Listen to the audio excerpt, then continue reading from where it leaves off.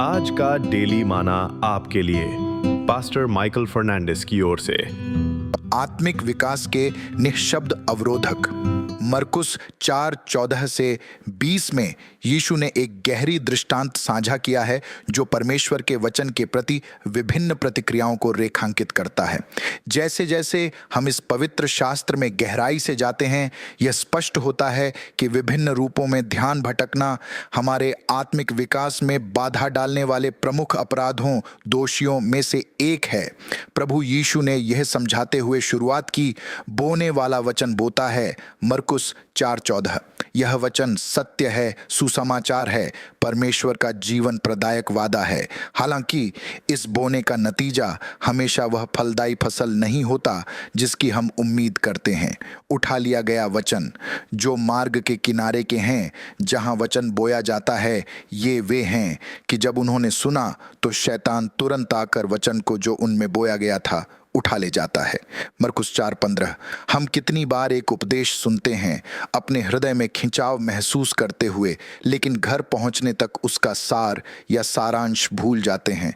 शत्रु हमेशा सतर्क रहता है और हमारे मानों तक पहुंचने वाली सच्चाई की किसी भी झलक को छीनने या उठाने का इंतजार कर रहा है।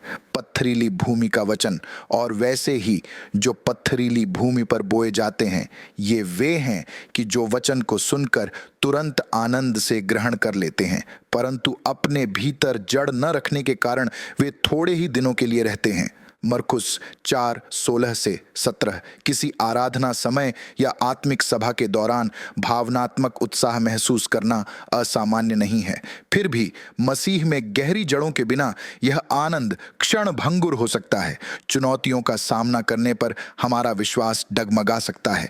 जैसा कि यशायाह 40:8 कहता है, घास तो सूख जाती और फूल मुरझा जाता है, परंतु हमारे परमेश्वर का वचन सदैव अटल रहेगा। एक विश्वास जो दृढ़ रहता है वह यह है जो परमेश्वर के अनंत काल के वचन में गहराई से निहित है। झाड़ियों में बोए गए वचन, यहीं पर ध्यान भटकने वाली बातें अपनी सबसे चालाक भूमिका निभाती हैं, और संसार की चिंता और धन का धोखा और वस्तुओं का लोभ उनमें समाकर वचन को दबा देता है और वह निष्फल रह जाता है। मरकुस 4:19। ध्यान भटकना हमेशा भव्य या स्पष्ट नहीं होते। वे इस संसार की चिंता या धन का धोखा जितनी सूक्ष्म हो सकती हैं। यह परमेश्वर की अंगीकार के बजाय सांसारिक मान्यताओं की निःशब्द खोज हो सकती है। नीति वचन 23:54 चेतावनी देता है, धनी होने के लिए परिश्रम न करना, अपनी समझ का भरोसा छोड़ना। एम्प्लीफाइड बाइबल आगे विस्तार से बताती है, ध्यान भटकने के बारे में खुशी और आनंद और झूठे आकर्षण और धन की धोखाधड़ी और अन्य चीजों के लिए लालसा और भावुक इच्छा के रूप में प्रदर्शित करती है। मरकुस 4:19 AMP। जब ये इच्छाएं घर कर जाती हैं तो वे हमारे आत्मिक विकास का गला घोंट देती हैं। हमें एक यूहन्ना 2:15 से 17 में याद दिलाया गया है कि तुम न तो संसार से और न संसार में की वस्तुओं से प्रेम रखो।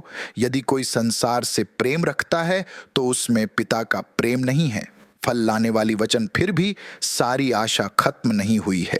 यीशु उन लोगों के बारे में बात करते हैं जो अच्छी भूमि में बोए गए, ये वे हैं जो वचन सुनकर ग्रहण करते और फल लाते हैं, कोई 30 गुना, कोई 60 गुना और कोई 100 गुना।